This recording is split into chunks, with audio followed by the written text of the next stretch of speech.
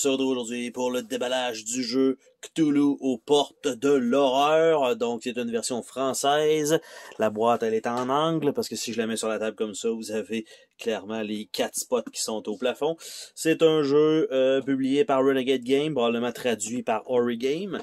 À l'intérieur, en fait, sur le boîtier, ça ne dit pas grand-chose, à part qu'on a quelqu'un là qui est en train de se faire manipuler, quelques jetons, quelques petits meeples en bois custom, une map du monde et une coupe de cartes. Donc, on va ouvrir ça ensemble. On va regarder de quoi il en retourne.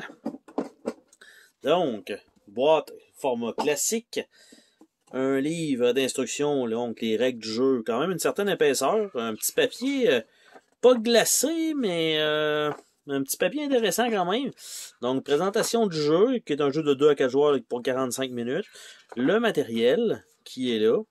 Donc, la préparation, pour l'instant, c'est dans le bon ordre. Déroulement d'une manche, votre tour, action saine, action malsaine, carte parchemin, jeton désespoir, fin de partie, décompte final des points qui se retrouve à la page 15. On a une partie à 2 joueurs, donc, qui est un peu différent parce qu'il faut modifier des règles. Et on a des exemples de tours et quelques questions fréquentes à la fin et références de jeu, donc pour certaines cartes probablement, ou certains termes, et tout simplement les crédits à la fin. Nous avons les feuilles de punch qui correspondent, ça a l'air d'être des yeux.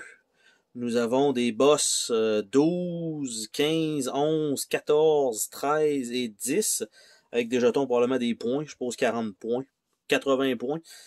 Et de l'autre côté, on ne sait pas sur lequel on va tomber, c'est ce que j'en comprends.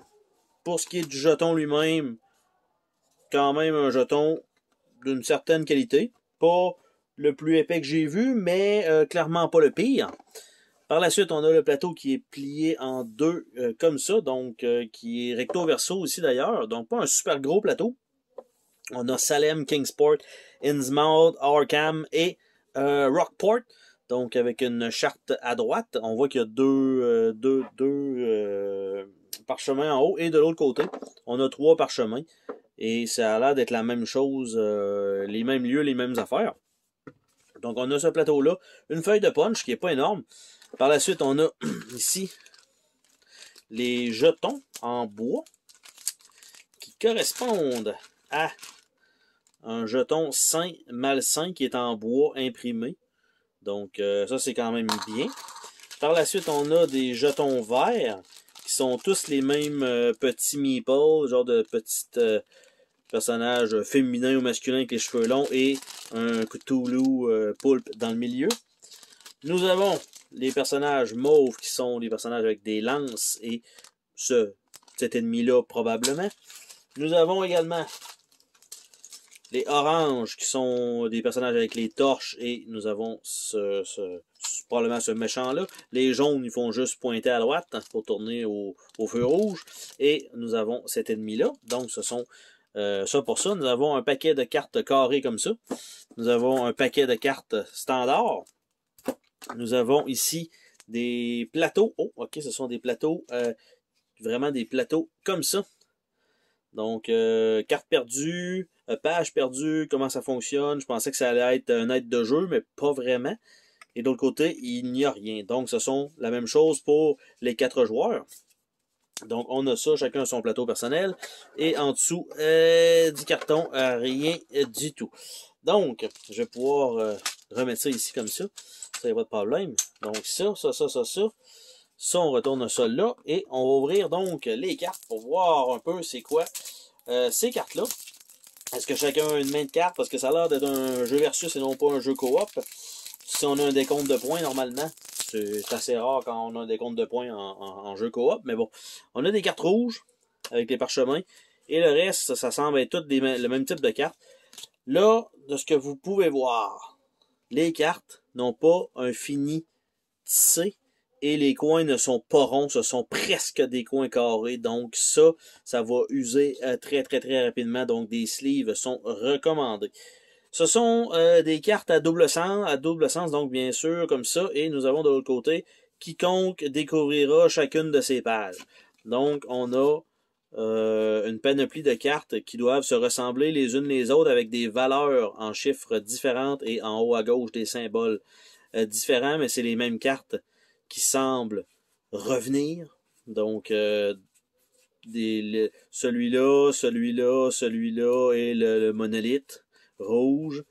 Et c'est la même chose. Là, ici, on a en bas, ça a changé. Au lieu d'être du texte, c'est rendu une section de cartes.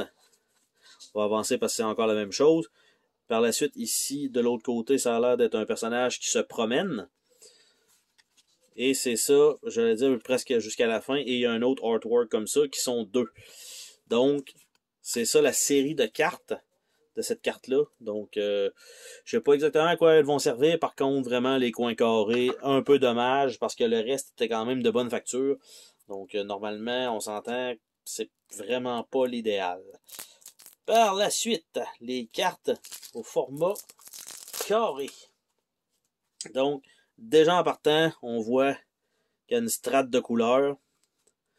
Donc, ça comme ça, au verso. Évidemment, ils ont tout le coin pas vraiment pareil à peu près comme l'autre. C'est le même type de carte. Et si on vire ça de l'autre côté, ben on voit effectivement, ce sont les cartes blanches. Donc, Innsmouth, qui sont les -7 avec tout le même artwork. On a les Salem qui sont 6. On a les Arkham qui sont 6, qui sont les cartes roses. Kingsport orange, qui est probablement les couleurs sur le plateau aussi. On a Rockport qui est bleu et c'est tout. Donc, c'est simplement ça que ça correspond au lieu sur le plateau. Il nous restait aussi les cartes parchemin. Donc, même chose. Mandat de constructeur, ordre du cartographe, l'appel de relique, heure sombre, maître recruteur, artisan des portails et gardien du livre. Donc, je ne sais pas si ça va être des objectifs supplémentaires pour le jeu. Bref, on a ça là. Et on a le petit plateau, les jetons de punch, le petit livret d'instruction. Et ça fait le tour de ce déballage Cthulhu aux portes de l'or. On se dit à la prochaine pour une autre vidéo. Salut tout le monde!